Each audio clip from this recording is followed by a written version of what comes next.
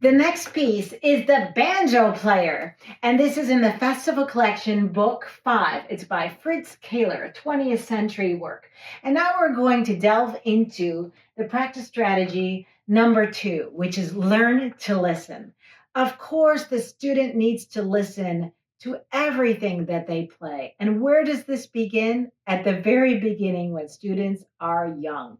So I want to tell you that succeeding at the piano, that method has a little musicality girl with a hand behind her ear, and she asks questions throughout the method so that students are really learning to critique themselves and to listen to their own playing. So in this particular practice strategy, when the students are older, we want to have them vote on which is the best way to play a particular work. So I'm going to play the first couple lines and I'm going to play it either really nicely or I'm going to play it really badly.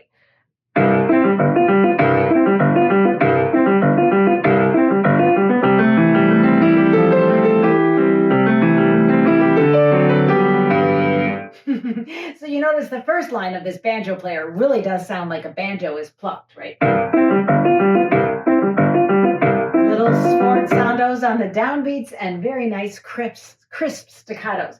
The second line, though, is legato, but all that pedaling that I just added in. And you know the students, they might play just like that, and then you'll say, were you satisfied with that? And they'll be like, yeah. And you say to them, well, why don't we try it in another way? And then we go ahead and play it.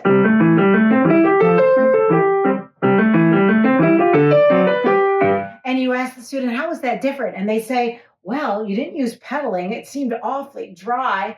And you say, well, were you able to hear a musical line? And they'll say, well, let's go ahead and hear it again. That would be a great place for a pause and think practice strategy.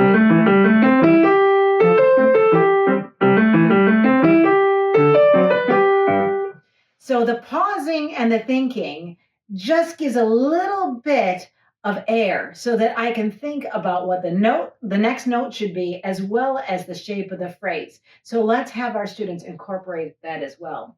So then we can also have our students vote on articulation. So let's see, why don't we do something like this?